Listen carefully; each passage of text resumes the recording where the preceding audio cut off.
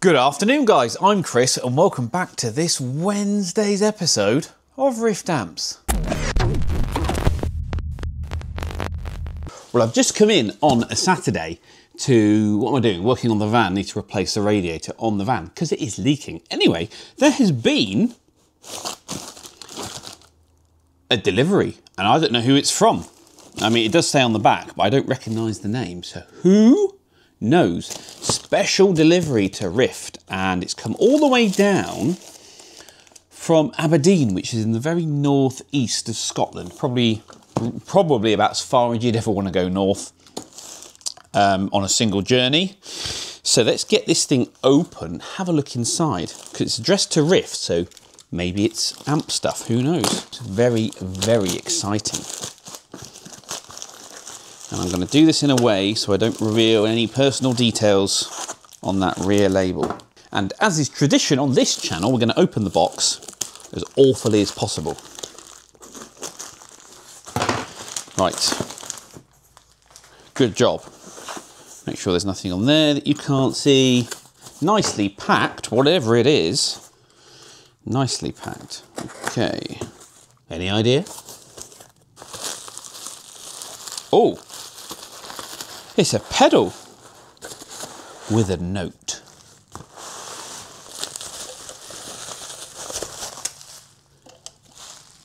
What's that then? That is a Kingsley Constable valve preamp. Ah. I seem to remember an email about something like this. Perhaps that's what it is. Yes, I'm right. I do remember now. Chris, further to our exchange of emails, here's my Kingsley Constable for repair and checkover. The key issue is the on-off switch, which will be this one here. There's an intermittent fault where the signal will cut out completely when switched off, i.e. no bypass sound. Okay, I say intermittent, but it doesn't work more often than it does. Right, okay. As discussed, I'd also appreciate you checking the pedal over generally to make sure all is in order and optimal. I have at times thought that it is less gain than I'd expect and have seen in others being demoed. However, it could just be the limitations of my amp setup, etc. With thanks. Well, isn't that exciting? Isn't that exciting? Kingsley Constable preamp. This particular one, serial number C2001-00. It's either a 5 or an S, I'm not sure. Maybe you can work that one out. Very nice indeed. I think we need to open it up and have a look inside, don't you? Do the reveal on camera. Are these PCB? Are these hand wired? What are they? What are they like? Who knows? Right, oh God, I can't do this. Ready? Okay, very cool. Look at that tag strip, components, 2 dual triodes, and all the good bits. Hopefully that's all in focus for you. So I can see Gorva foot switches. Unlikely that they fail, to be honest, but you never know. We've got some nice quality components on the tag strip. You've got a 12AX7 here and another one here, both tongue soles. Ah, see, that's a shame. There's some silver micas in there. But apart from that, what a cool hand wire pedal. Look at that. Okay, so I'm not going to get onto this now, but we will have a look at this thing when I come back to work next week. We need to confirm the customer complaint first, find the cause of it, repair it, and then confirm the repair. That's your standard process. Actually, Solid State Solomon's on his way over to help me with the van. So we're going, I might show him this because he loves pedals. He loves pedals. He might have a look inside this as well. Anyway, yeah, we'll crack on with this repair shortly. Right, Q&A time. Before we start though, I just want to say huge congratulations to both Lee and Pete over at Anderton's, one of my old dealerships. They've just reached 1 million subscribers on YouTube, which is absolutely insane. Incredible. I know a lot of channels reach those sort of numbers now, but the amount of work that goes in behind the scenes, not just in filming the stuff, but in the editing, in the admin, in the planning, all of it, it's so much hard work. You know, I've only got 6,500 subscribers, right? But to get 1 million is such an achievement. So I just want to say congratulations, guys. That is incredible. Thoroughly deserved. I mean, what a great fun YouTube channel it is anyway. But yeah, 1 million subscribers. So I haven't seen Danish Pete in a while, actually. I must get in touch, see how he is, have a good catch up. Anyway, I am populating a chassis, another Ainsley Sig, as I always am, but I figured rather than do the Q&A from the build bench, we'd do it up here this time. So I'm just putting my standoffs in, then I'll get my sockets, my sockets and my grommets in, all of my grounds, then get my transformers mounted. You've seen it all before, but it is interesting and fun to watch, I guess. So we thought we'd do our Q&A, and I've got the iPad down here with all the questions on. So sorry if these aren't in order. It's just the way I'm reading them. So Richard says, "Hi Chris, great recap job. That was on Sunday's video. It's nice to see life being breathed back into an amp. I was just wondering if you ever got to a resolution on the 2 amps that went missing in the USA that the buyer reported 6 or 9 months after delivery. Have a great week and don't work too hard." Yes and no. So those, he actually reported those to me 18, 19 months after they were delivered. And I haven't heard anything since. So it was a very bizarre one. Built 2 amplifiers. That was 4, 2 amps, shipped them off, and didn't hear anything. About 18 months later, the guy gets in touch with me saying, "Is there any update on those amps? I'm wondering when you're going to deliver them." And of course, that immediately sets the alarm bells ringing, because you're like, hold on a minute, hold on. Those were built and shipped a year and a half ago. What's going on? And of course, you know, you all the scenarios run through your head. But I go online, you know, and yeah, definitely they were built and definitely they were shipped and definitely they were delivered. In fact, they were delivered so long ago that the tracking numbers,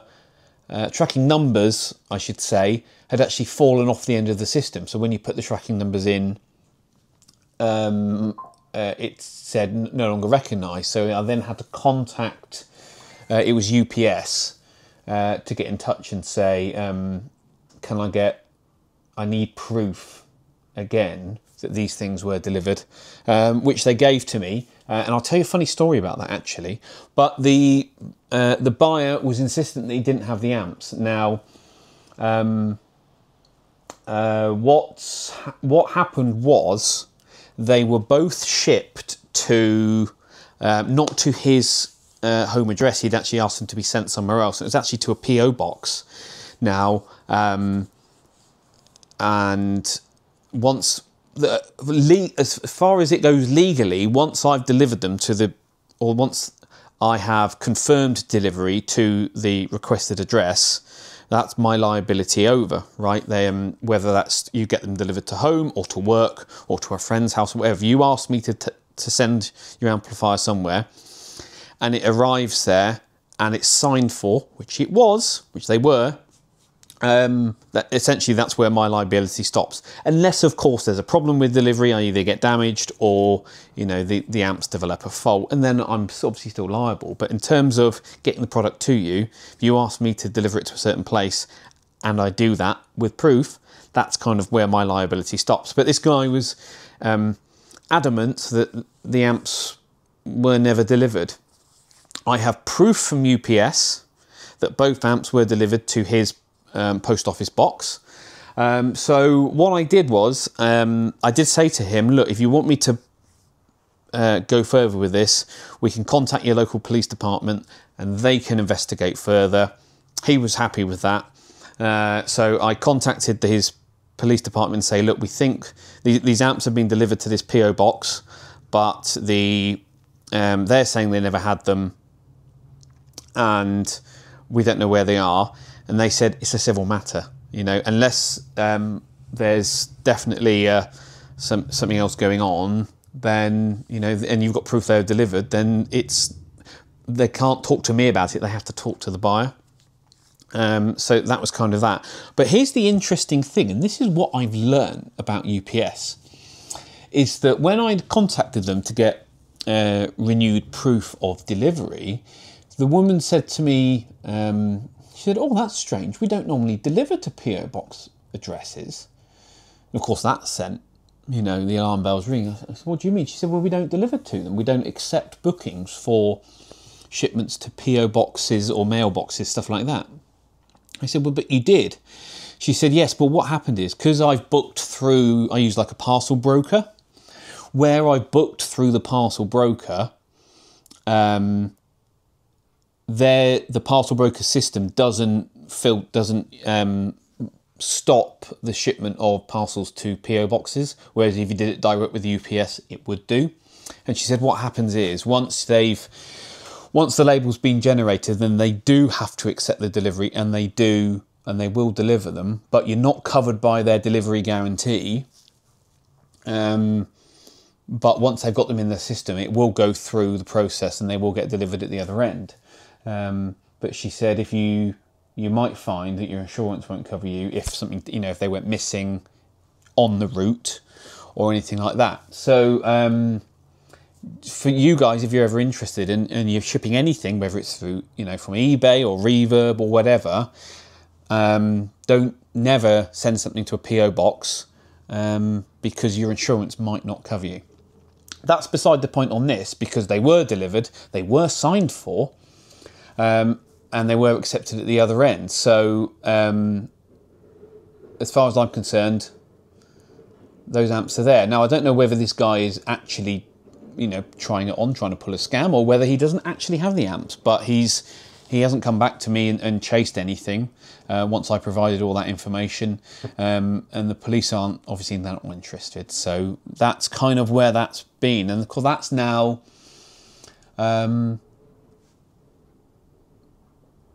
May, June, July, August, September, 2 years and 4 months, 28 months ago now, I think. Is that right? 24? Yeah. So a long time ago, an absolutely long time ago. So those amps were built and delivered. Now, there must be somewhere, whether he's got them and he's trying something on, I don't know. Whether he genuinely doesn't have them and someone pilfered them from his mailbox address. You know, it's one of these places where you can get all your stuff delivered and then you either go and collect them or they forward them on to you. I don't know. But that's the story with that. It's very, very bizarre. But yeah, I haven't heard anything from the guy since, and you know they were delivered. So it's a shame.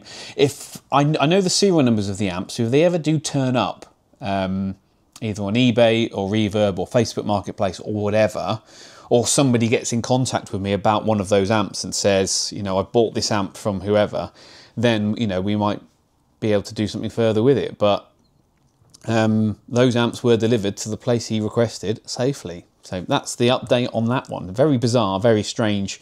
But why you'd wait 18 months to get in contact if you were expecting something very quickly, I don't know.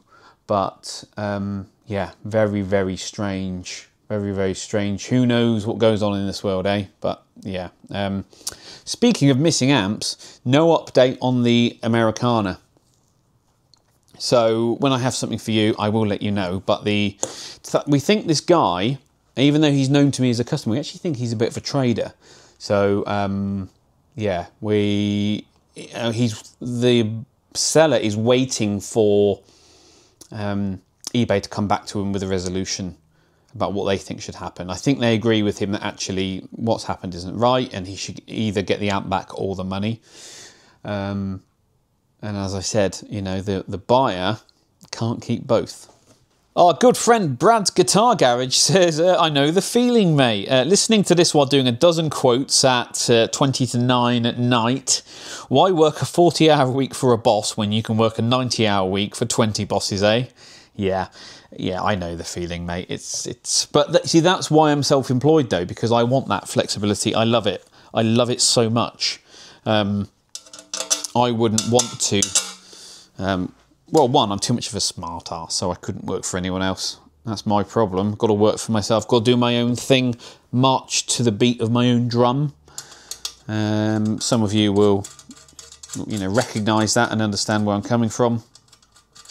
Other people are different. Other people just want to collect a paycheck once a month or however often you get paid and just, not worry about it too much. But I love working for myself. I love being my own boss. I love doing my own thing. For me, as much as I moan about it sometimes, the benefits far outweigh any downside that you might think there is. I love it so much. I absolutely love doing this. Today, sorry, I'm looking for my screwdriver. Ainsley's popping in, so we're going to sign some amps off and make some noise and talk about cool things. I'm building an amp and then I'm going to do some design work later on. I have completely lost my screwdriver. I'm really sorry. Did I tidy it away in the wrong box? And then Mrs. Rift is away this evening, so I'm actually going to stay late here and do some amp work for myself. Yeah, I found it. Found the screwdriver. Work on some bits for myself. Bassman 100 build. Might get myself a cheeky takeaway. Might do that, and then yeah, we'll see how it goes. But I love being self-employed. I love it so much. It's one of the best things. But I understand why some people couldn't hack it. But yeah, for me, it's the only way to earn a living. Right, you will have to excuse the jerry-rigged setup. The Kingsley Constable needs a 12-volt centre positive power supply, which I don't have as a separate unit. So I've had to bust out the old variable DC power supply, hook it all up. So that's what that is, just for testing. Absolutely fine. So we've got the pedal powered on now. Don't know if you can see that the LED is on. Right, and I've got the pedal hooked up to my load box, just so we've got some load on the output. Not that it's really necessary, but it is handy. And then I've got that connected to my oscilloscope, as you can see on the screen right now. So the customer complaint was that the pedal works, but when you switch the pedal off, you lose your bypass signal, which is really interesting. So as you can see on the screen now, I've got signal running through the pedal. And if I mess around with the master, you can see the volume level changes, as you would expect. The tone controls work and do what they're meant to be doing. All that kind of stuff. So we can confirm the pedal is working as expected when it's switched on. That pot's a little bit dirty, so we need to give that one a clean. Bright switch works, got an output switch as well. So we've got some nice stuff going on. Seems to be working. Got this works as well. Right, but when I turn the pedal off, watch what happens on the scope. The signal does disappear. You should now be getting a bypass signal. Turn the pedal back on. The wet signal, as we'll call it, is now working. Turn the pedal off, and the signal disappears. Right, so customer complaint confirmed. And what I just want to do is, whilst the pedal is off, you see we do have a little bypass signal at the moment. Very, very low, and it's very noisy. But if I just press the effect on-off thing, pedal, that's the effect on now. I've zoomed in on the scope, so the signal's bigger. Turn it off, disappears. So there is definitely, and there you go, it's come back now. And all I did was tap that. There's definitely something going on with that switch. Okay, that is customer complaint confirmed. So let's have a look on the inside, and it's this side here, which is now on the left. So this is the switch we're looking at. And we will, I'm going to power the pedal off. I'm just going to do some checks, some resistance checks, some continuity checks and whatnot. But the most likely culprit is the switch itself. You know, it's a wear and tear item. They do wear out. They are rated for a certain amount of cycles. So that's probably what we're looking at. I don't think we can get some cleaner inside these. I think they are a sealed unit, or at least we would have to fully disassemble it. And the cost of the labour of that versus the cost of a switch, you know, they're only £5 or so. It's just not worth it. So probably easier just to swap this thing out if we're desoldering everything anyway. Danny DKNYC, talking about Ollie Dual Showman here, says, just curious, can you just replace the pins and leave the original sockets? Remember I swapped out the 4 octal sockets in Ollie's chassis. I guess you could, but where are you going to get the pins from? I don't think anyone sells them separately. Sockets are cheap enough anyway, but also those sockets, I think there's some heat damage to them, which is why the pins all came out. So I couldn't guarantee that repair anyway. So you just stick new sockets in, and then you give the old ones back to the owner. He can keep those with the amp, so you know it's not losing any value that way, or however you want to put it. And it all works out fine, you know. And then you get a good working product. And for Ollie, as a working musician, as he is what he does, things need to be reliable and work every time. Plug and play, no faffing around. You know, he's not a collector that just has stuff to look at. He actually uses it and plays it out on the road. So you know, it's got to work and it's got to be great. So that's the way. It's great when you have a customer like that. Ollie, I'm not blowing smoke here, but it's great because you can just crack on and do what's right for the customer and the amp, and you haven't got to worry about silly stuff. You can just, the amp needs to be repaired, it needs these bits going in it because he wants to use it and it wants to sound great. That's the important thing. So yeah, that's the way I look at it. But yeah, what a great question, Danny. Lots and lots of you were big fans of, I've done all the 10 mils, yes I have, big fans of the picture-in-picture stuff that I was doing, that I've been doing lately.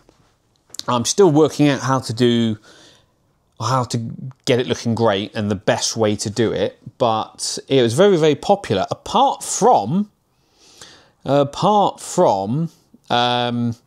Silver Micah, who says the picture-in-pic indicates a little narcissism.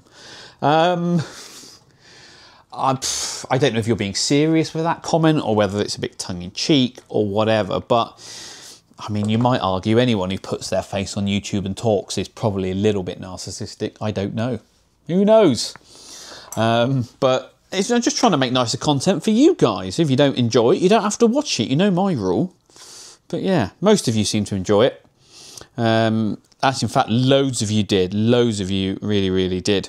Right, should we have a go at this pedal then? I have buzzed out the switch and I'm not getting a confirmed diagnosis. I'm getting some odd things going on. So I think for the sake of ease, we're just going to fit the new Gorva into the pedal and go from there. At least that eliminates that. As I said, it's not worth the fuss all the time to mess around with stripping that switch down. You know, I've got to remove the switch to clean it, but the cost of the cleaning and the time to do that, it's cheaper just to fit the switch. So that's what we're going to do. So we'll get these two 12AX7s out. We will stick those in my tester while we're at it anyway. Whilst they're out the pedal, just to make sure there's nothing strange going on with, there's 4 triodes there, so we need to double check that they are okay. I have taken a photo of the switch, so I know where all the wires are going to go. We're just going to prepare our area. Make sure I understand what's going on and the where, and we'll start to get these wires disconnected.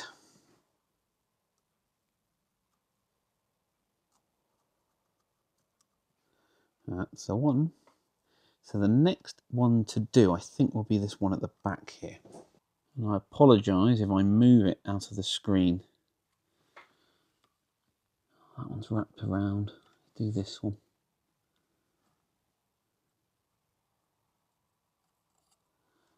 There we go.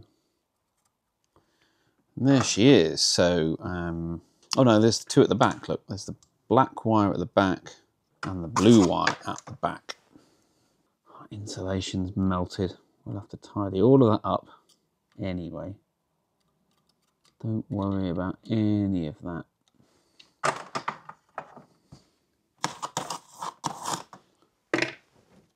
Maybe easier, well, it might have been easier to remove this pedal, sorry, the switch from the pedal. It's giving me better access to this back now. All right, we're good. Winner. So here, I'm just checking the orientation of the switch. Right. Okay.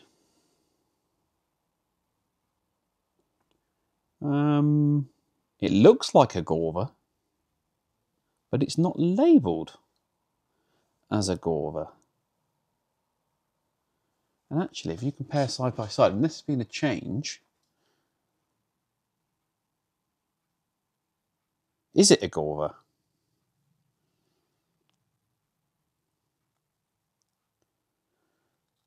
Or is it a knockoff? Who knows? Certainly a slightly different design. It looks like one, but if you look closely, you can tell. I don't know whether... I might be wrong. I might be wrong. Actually, they do feel different.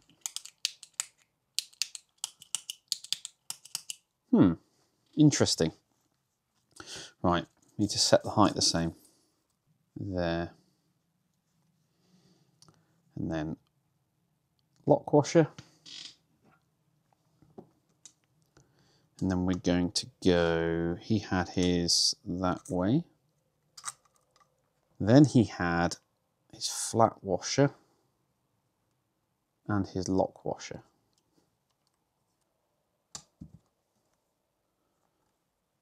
It's quite obvious when they're side by side actually that they're not the same unit.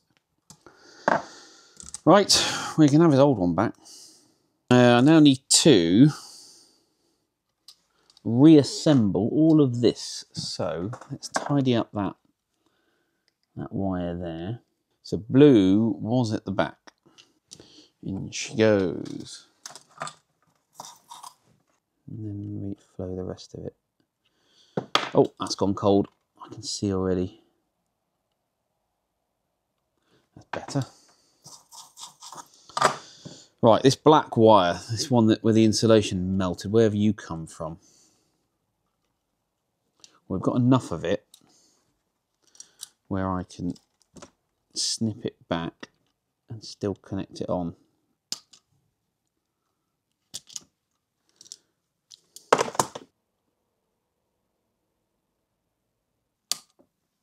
Okay. Tidy that up, tuck that down there. There's no risk of that shorting against anything. Nope, we're good.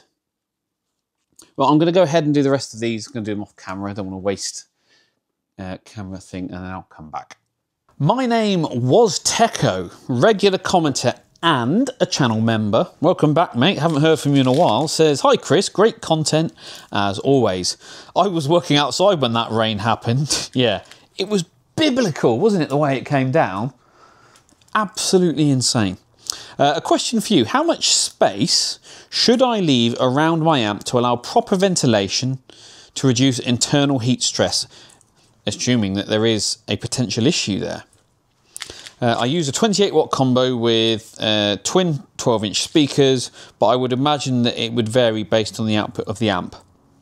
Most amplifiers are convection cooled. So you're absolutely right, you do need to leave space around the amplifier during operation General rule is a minimum of 6 inches. Ideally, you want more than that. Easy way to do it is double fist it like that. You know, so the back of the amp up against the wall, 2 fist spaces. That's the minimum really you want to use, especially in a hot venue. If you're unsure, you know, 30 centimeters will always do it, 12 inches, whatever it needs to be. But as long as you've got room for air to actually move, you know, as I said, convection cooled. So, you know, the heat escapes out the top of the amp and cool air is being drawn in underneath. If there's no space for cool air to move in behind the amp, that's probably where your issues are going to be. But yeah, 2 fists, easy way to do it. Just as long as you've got some space there, that's all you need. They are designed to run hot. They do generate heat. They are tolerant of the heat. But if you, the issue you have, and you always see it, is people slam their amps right up against the wall and then wonder, one, why it sounds a bit weird because you haven't got any reflection off out the back of the cabinet, and 2, why these things get very hot. So yeah, that's all you need. 2 fists like that, sorted. Ian Thacker, a regular commenter. It's always good to hear from you, Ian. He asks, picture-in-picture is great. Being able to see the work you do as you talk through is invaluable to those of us learning how to and what to avoid. Yeah, good point, mate. Appreciate that. Question about the bias measuring resistors, the 1 ohms that I put in the cathodes. In a standard layout of something like a Princeton, I assume you mean Princeton Reverb, the cathodes ground directly to the power section grounding point. Standard bias resistors are implemented as you have here, but that breaks the grounding scheme. Does it make any real difference? I was thinking about adding a small tag strip and bias measure resistors from that to the power stage grounding point, but I suspect I'm creating work that's not needed. It's a great question. It really is. And you pretty much answered it yourself there. No. Well, yes, it does break the rules, but quite often you can do that. But you've got to understand the rules first to understand what you're breaking. Does it make a real world difference? No, it doesn't. No, absolutely not. It's not a problem whatsoever. The only time you change it is if you discovered that it was noisier that way, and then you could implement a different grounding scheme as you suggested there. Sorry, mumbled a bit. But it never makes a difference. It really doesn't. The most sensitive part of the amp is the preamp anyway, and they're the grounds that people mess up. You get your power grounds roughly right. The cathodes, they're just not that sensitive. Power valve cathodes, that it just doesn't cause the problems that you think it would. So, you know, but you always try your best to follow the rules, but sometimes, I mean, you never can perfectly anyway. But you won't run into any issues doing it that way. It just doesn't happen. It's one of those, yeah, on paper it's one thing, but in real life, in actuality, it doesn't make a blind bit of difference. And you've actually got the upside there, is that it makes it really easy to measure the current running through your cathodes. Have I put these in the right way? Yes, I have. Do you know how many times I've done that, by the way? So yeah, great question, Ian. But yeah, no, it's not one of those things you have to worry about. Not one of those things you really have to worry about. But, you know, if you're super OCD, why not do it the way you've suggested? But you don't need to. It's one of those great things. It's just it just works. Right, all back together. And as you can see on the oscilloscope trace, we now have a bypassed signal going through. Turn the pedal on. We get our output, and it responds and does everything you'd expect it to do. Got the different outputs there. You can do everything you want with it, turn it off. We now have our bypassed signal. It is attenuated slightly, I have noticed, because I'm putting 150 millivolt RMS in, and I only get 120 millivolts out, but there are some components. It's not completely true bypass, that obviously you've got some resistors and stuff on there. I'm not worried about that too much, but the pedal is now working and bypassing signal consistently. So I'm quite happy with that. I'm quite happy with that at all. So I need to go through, I want to give all the pots and bits and pieces a clean. I want to check those silver micas out. And I do want to tidy up some of the solder joints that are in there because they're not exactly the best. They could be better.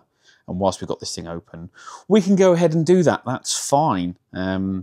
Customer is paying the standard bench fee, so we may as well use up the time and get this thing as thumbs up and as good as we can. But isn't that great news? All it needed was that switch. Interesting that, is it a Golver? We don't know, do we? It doesn't look right. But anyway, it is what it is. Bypass signal. Dennis Flock simply says, hello from Chicago. Well, welcome, mate. Thank you for tuning in. I love to know that these videos are being watched by people all around the world. It's really cool. I mean, that's what I love about YouTube anyway, is that everyone comes together digitally, remotely, however you want to put it, to work, you know, to discuss things and to discover things and learn things. I love it. I absolutely love YouTube. I mean, it's where I watch most of my daily content anyway. I have it on the big TV at home, on the smart TV, and just watch all my YouTube stuff on there. I watch YouTube more than I watch TV, you know, regular TV or streaming stuff. YouTube is just where I get most of my input, I guess you'd call it. I love it. So Dennis, welcome to the channel. I really appreciate you tuning in. I hope you're learning something. But also, you know, if you've got any tips, maybe you build amplifiers or repair amplifiers and you've got any cool tips, let us know in the comments. And that goes to all of you, actually. We can all learn things together. Ian James Evans says, I don't think you've commented before, Ian, so welcome to the channel. He says, Lyle at Psionic always points out that not all IC caps are poor quality. And I can understand that. The ones in the Hot Rod Deluxe, Blues, Junior, DeVille series are their cheapest SKU, so it's a decision made by Fender to save a couple of cents per capacitor at the expense of long-term reliability. So Two-Rock using IC caps is not by itself evidence that they are using poor quality capacitors. And I think that's quite an interesting point that you make. So Two-Rock, even though they're quite a big brand, they do churn out quite a few amps, but nowhere near on the scale that Fender do. Now, if you look at, I always like to use the Blues Junior as an example because it's a high volume, high selling amp. If I were to build that circuit using all the components that I use here, it would cost X amount of money. Fender build that circuit using much more affordable components, cheaper components, not necessarily lower quality, but cheaper components. Now, the example that's always given to me is that if you can save $10 per amp that you are manufacturing and you're doing a run of 1,000 amps, well, that's instantly $10,000 extra on your bottom line. And for a big corporation like Fender, all those things matter, right? Every cent, every penny, every dollar, every pound matters because they've got shareholders and all that kind of stuff to deal with. I can guarantee you now that they are saving more than $10 per amplifier over what I would build and the cost of the components that I use. It would easily, I mean, they could per unit easily spend another $200 to $300 on higher quality components than a Blues Junior alone. But of course they wouldn't, because that would make the retail cost of the amplifier so expensive. Dr. Z used to say that for every dollar he spends in manufacturing an amplifier, the customer ends up paying $4.50, right? So it's a 4.5 times multiplier. And So all these things matter, right? So, but for brands like me, and maybe Two Rock, I mean, Two Rock, you know, they produce more than I do. They're a bigger firm. When you're doing the smaller numbers, the penny savings don't add up as much. So you don't need to go to that sort of lengths to push your bottom line, all right? But also there's things like purchasing power and all that kind of stuff. So it's a really good point, Ian. I definitely agree with you. Not all IC caps are poor quality. But also it's a volume thing, right? Because we see more of these amplifiers, we come across more of those problems. You know, if you worked at I don't know, let's say you worked at a Ford dealership in the service department, you would see more broken Fords than I would, simply because you're surrounded by them, right? Whereas the same guy who works in that Ford dealership probably doesn't see many broken BMWs. Doesn't mean they're not out there, but you just don't come across them because it's not in his world, in his circle, right? So us repair techs, we see a lot of this broken stuff, and therefore we can, you know, we see the patterns and we see stuff, but you know, there's more working amps out there than broken ones. So yeah, really interesting points. What an interesting topic of conversation. Back on with the twin reverb. Remember we did in the last video, we redid the filter board, but I've got all my underboard connections now overboard, which makes it a lot easier for servicing in the future. So we need to get this thing reinstalled back into the chassis and wired in, because then what I want to do is get this thing fired up on the bench and take some good measurements. I think that's the next step. So here's my underboard that I've also cleaned up. Looks practically brand new, this one.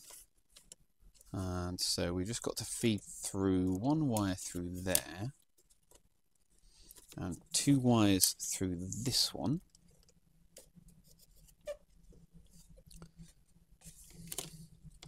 And that's then going to sit in place. That's the easy bit. Then we'll do the same with this. Now this one is going to be a little bit more tricky. So we could do that one first, then that one, and then that one. Loads of wires to go through all of these holes.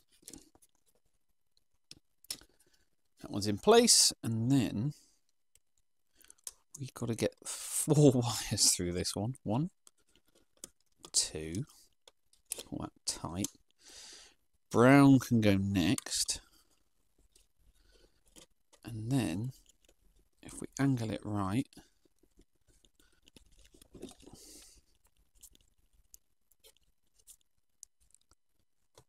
should be able to get that black one through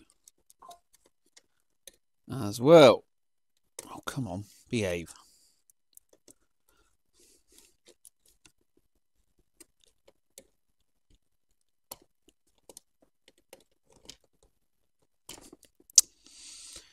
Right, is everything else in the right place? So if we actually create some space, there we go. She's in. That's all the wires through and into position. So now I can get these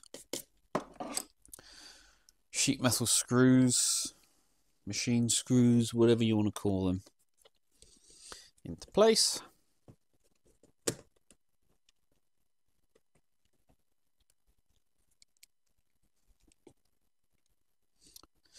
You have to be gentle with these when you put them back in.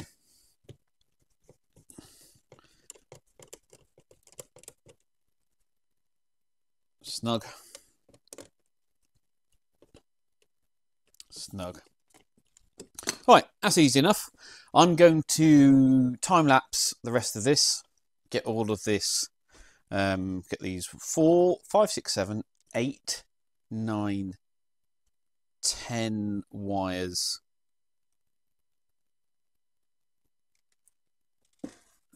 all soldered in, all connected up. Then we'll buzz them out from each of their eyelets to the underside of the chassis, just to double check they're all in the right place.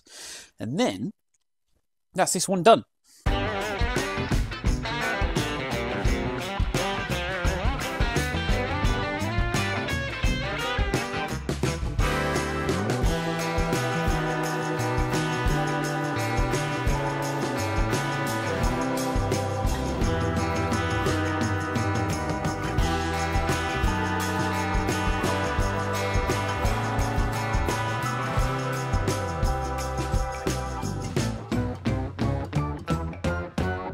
So that's all those connections made. Some of you will remember this brown wire. It's the insulation was squashed by the cap can itself. Inspecting it, it's not actually damaged, it's just squashed. So for the moment, just to save me unsoldering on the other side, it's okay for testing if your wife soldered it in. But once I've done everything else, I will swap that out with a new piece of wire. Just so, because obviously this, if it gets squashed again, you can't guarantee that it's not going to break the insulation and end up with a short.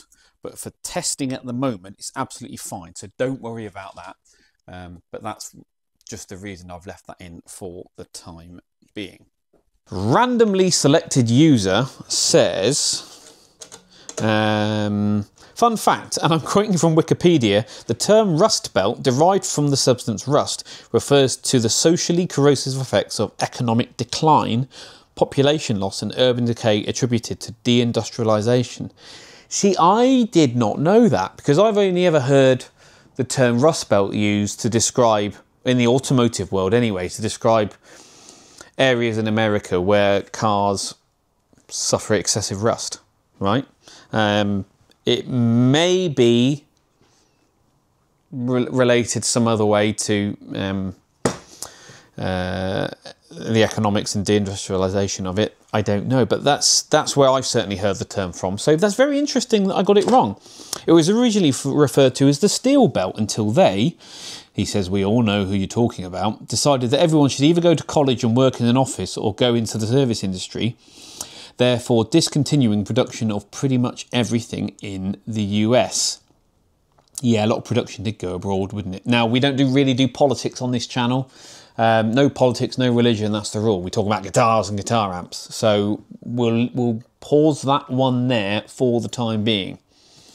There's a great song about it by Billy Joel called Allentown. Now, that's an interesting one because that's, apart from the Longest Time, you know, the a cappella one, that was the only Billy Joel song that I knew for a very long time until I came across the rest of his back catalogue, which you'd think would be the other way around. You'd hear the hits first, but no, Allentown was one of the second songs I ever knew and associated with Billy Joel. But if you want to talk about Billy Joel, My Life is my absolute favourite of his tracks. So, but there you go.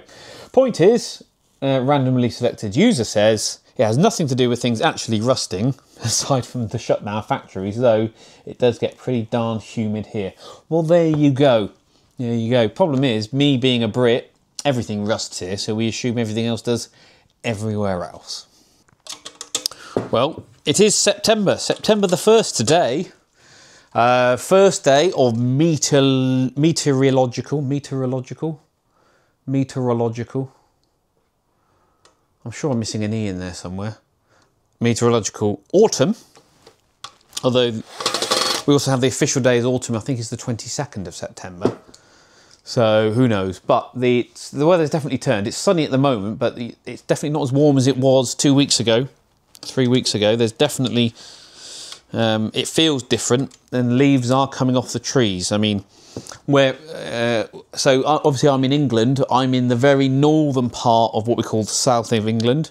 So any further north from me, we're in what we call the Midlands.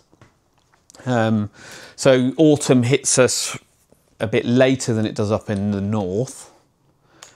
So we tend to hang on to the nicer weather for a little bit longer. Not always the case. But yeah, there's definitely a change in the weather. But it certainly makes me start to think about the end of the year, because we've got 4 months and then it's January, which feels insane. Absolutely crazy that we're only 4 months away from January and starting the whole thing over again. So yeah, it does feel like a bit of a downward slope for me now, because I do enjoy spring and summer, but I'm having a nightmare with these today. I can't remember what the point I was going to make. I am waffling, aren't I? I am waffling. Yeah, so the weather's changed. I'm thinking about, you know, what bills I need to get done before the end of the year, stuff like that, and what other work's coming in. Look, it's done it again. There you go, winner. Stuff like that, and like I said, my own projects and my own R&D stuff for myself. I haven't actually got any gigs for myself booked in now. I'm all. I was thinking about maybe going out and doing some with a friend, doing some Christmas function work, but I've decided against that for the time being. So Mrs. Rist and I want to go away in that period between Christmas and New Year, which surprisingly, you'd think all the Christmas parties are over at that point, but there are some on, and I've been asked to do some of those, but I'm going to turn those down because we want to go away, have a little break between Christmas and New Year. So yeah, we're planning all that kind of stuff, but I just feel like the whole year's just gone so quickly, which I guess in one way is good.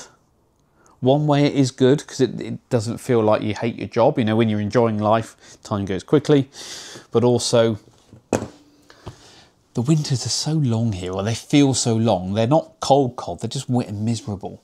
And when it's cold, dark, wet and miserable, yeah, it's difficult to stay excited. So yeah, I'm just having one of those. Can we just have another summer again? I'll stop moaning about it. I need to crack on with some builds. Right, those... Have I done them all? The 4, you can only see 2 of them, these 2. The 4 novels are in. Let's get the 2 octals. We'll get those in. 1, 2, and the 2 clamps as well. Get the cap cans in as well, then I can get my transformers on, and then that is the one side of the chassis done, and get my pots in as well on the front, bits and pieces on the back, and we're then making some good progress on this one. And this one is, I can't remember where this one's going. Where are you going? Somewhere in Europe, I can't remember. Somewhere in Europe. It is a black combo though. Ainsley Sig black combo. Ainsley's here, signing off to Signature Amps, and they're both heading off to Down Under, Australia, which is really cool. Serial number 50 and 51, which are actually late because 52's already gone out the door, but that's the unique way in which I stupidly serialised them all. Anyway, how have you been? Yeah, good. Had a fairly relaxed summer, actually. I've been having a bit of time off with the fam. Yeah, good. Actually, I'm going on tour soon, and I need to get playing every day now because my fingers are really soft because I've been in the sea. You got soft pads, have you? Yeah, so I need to get the calluses back and up to playing standard. So is it European run shows, is it? Or is it UK? Yeah, so we start off in the UK at the, I think like the 20th of this month. So 20th of September, we start off in Nottingham. Then we got a run of UK shows down in the south, and then we go straight over to Holland, then Belgium, and then all the way down to Switzerland. And we're out there for about 2 weeks. A couple of weeks off, then we're off again to Germany. So basically from like back end of September, pretty much to the middle of December, we're flat out. You've got got a nice run of shows. So I need to get I need to train myself, get road ready. So full band tour, is full it? band, So you've got Jono on the bass and Craig on the drums. Yeah. Yeah. Do you drive as well? Do you drive the van? We do it between us, yeah. Yeah. We don't have fancy things like drivers. Well, we used to. I used to have drivers, but I get really bored in the back of the van. So about an hour into a journey, I'm twiddling my thumbs. So I'd rather drive than sit in the back of a splitter. Fair enough. So. And so you're taking all your Strats as usual, I guess? Not all of them. I'm going to take this one back out. This is my 74. Yeah, I think we've had this one on the channel before. Yeah, I've just had... so it's got the original pickups, but they'd gone really microphonic, which is pretty typical of 70s Fender pickups. So if they're 70s, they've got the grey bottom bass plate, is that right? Grey bobbins, grey bottom pickups, or whatever you want to call them, yeah. Right. And a lot of these 70s Strats in general, and and Telly's got a really bad rep. They've got really slagged off for many years. But if you can find a good one, they're not all good. I mean, this is an absolute cracker, this one. And it had the original pickups when I bought it. Loved the tone of it, always have, but they went quite microphonic, which is quite typical because in the 70s, apparently they were lacquer potted very lightly. And after 50 years, the lacquer just turns to like dust. So when you say lacquer potted, is that they were dipped in lacquer, or the outside coil was just brushed in lacquer? I'm not sure. I think they were sprayed. Oh wow! Literally sprayed with lacquer. Yeah. So it's just the outside. So obviously wax dipping, I think, gets into the windings and stuff, whereas lacquer just ends up as dust. So because they've gone so microphonic, I took them out and put some other pickups in. And I won't say which ones. They were good ones that I know well, but the guitar it had lost its vibe. Wasn't sure what to do. I spoke to Matt at House of Tone, and Matt said, "Send them up to me." He says, "I will lightly pop them, and you won't be able to tell the difference." Yeah. So I thought, well, they're either sat in a drawer doing nothing, or I can give it a go. And they've all got the original winds, and they came back, put them back in, and it sounds amazing. It sounds just like the guitar as I know it, but it's not squealy. So, okay, so the tone hasn't changed. The potting, no, not at all. The lightly potting process hasn't changed. Yeah, I mean, he's got a particular. There's a certain way to do it and a certain length of time, which he did tell me. I'm not going to obviously divulge that because that's his secrets. Yeah, his IP, but, right? Yeah, Matt at House of Tone, an absolute genius with this kind of stuff. But yeah, so I'll be taking this. All the microphony's gone, so they don't squeal, but they haven't lost any of that. No, they've still got all the dynamic kind of touch sensitivity and stuff. And so this will be coming with me, and one other. I always take 2 Strats, so it'd be this and something else. That and something else. Yeah. You take your Les Paul. No, not on this next one. No, I've got really into my old Silvertone. Yeah, that's right. Yeah. I like the that's old a cool Silvertone. guitar. That's cool. And I've got a really nice telly, thin line telly that Eternal Guitars. Oh, the red one. Yeah, the red one. Yeah, that's cool. That might be coming. But that's double path, isn't it? It was. It's got 2 P90s in it now. Okay. Yeah, I can see that. Yeah. It's just a bit of extra. I think because I'm so into single coils, I think over the last few years I've found humbuckers are a bit too. I've moved away from. I just like the single coil twanginess, that kind of top end thing you get with single coils. So P90s seem to work. Yeah. So yeah. And you'll take your signature amp, of course. You take the brown Vibroverb reissue. Because that's your wet-dry setup, isn't it? That's right, yeah. So it's this is the dry amp, and then the Vibroverb is the wet amp, where anything like delay or modulate, I've got a trem pedal, harmonic trem, that goes into the Fender, but this just stays straight overdrive with a clean boost in front of it, but that's it, literally it. So the main sound that people hear when they come to a gig is 80% of it is this, basically. This and one of these. So all the clean sounds are from the signature amp as well? Yeah. It's basically just volume down. Yeah. I just turned it up. But you're not using the Vibroverb for clean? No, I think that's what some people think. They think I've got the Fender for the clean stuff. Well, that's why I'm asking, because people have... Yeah, no. Both amps are overdriven. The Fender actually has an overdrive pedal hitting it to make it sound as close to this as possible, but obviously that's... in the real world, it's never going to sound the same. But no, both amps are set pretty gainy. And then I just get the cleaner sounds by turning the guitar volume down. Yeah. What's Jono using for his bass amps, by the way? Aguilar. And he's got a big rig, isn't it? He's grown. Yeah, he's got 2 identical rigs which he runs together. Is it tone hammers? The Tone Hammer 500 heads. He's got a pair of those. Yeah. And he's got a quad of 1x12 cabs. So it's like a modular thing. On smaller gigs, we can just pare it down. A quad of 1x12s. Yeah. So it's basically 4x12. Yeah, yeah. And you've got one head into 2 of them. Yeah. Yeah. Yeah, and he basically just runs it.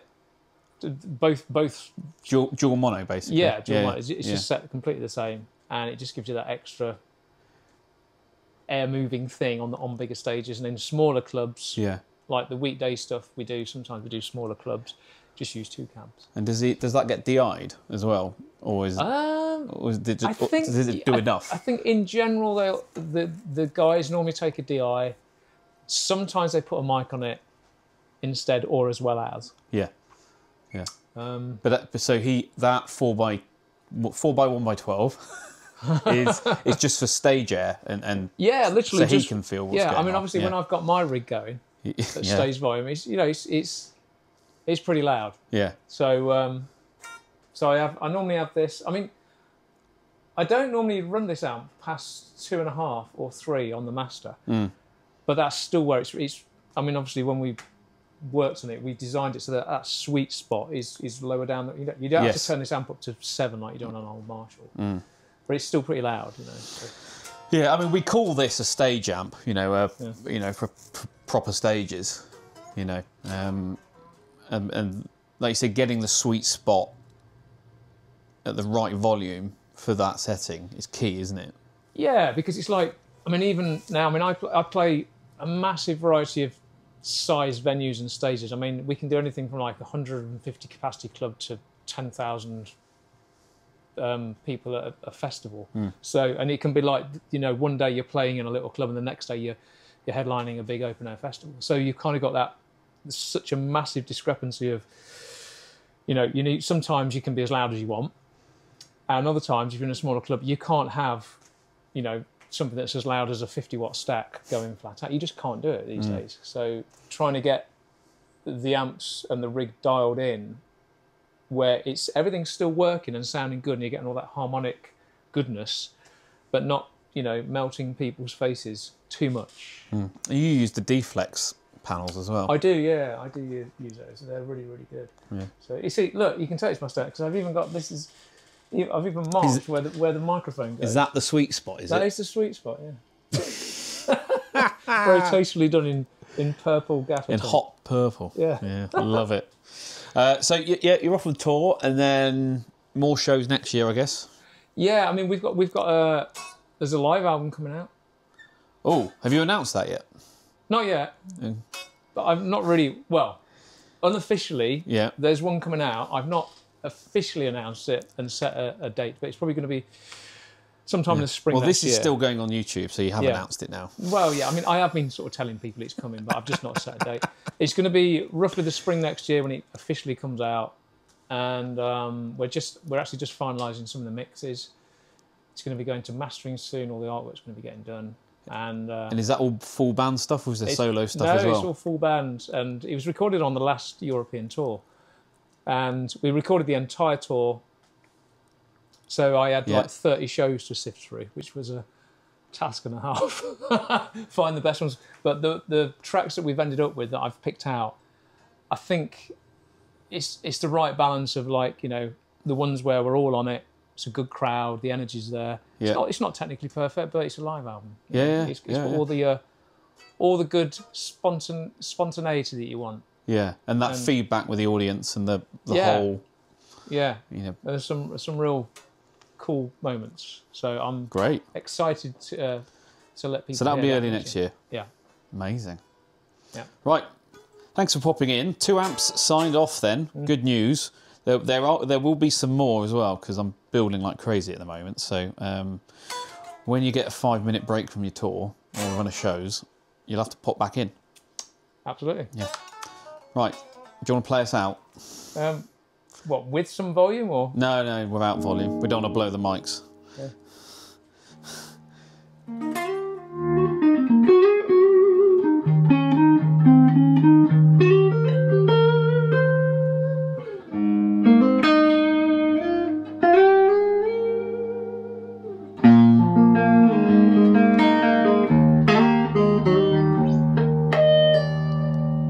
That's all I got. Well, that's it then, guys. Thank you very much for watching once again. As always, please give this video a thumbs up, or your comments and questions down below. Subscribe and hit the notification bell if you haven't already. We're edging closer to 7,000 subscribers. If you're feeling super generous like these guys have, why not join the channel? And I will catch you all at the next one.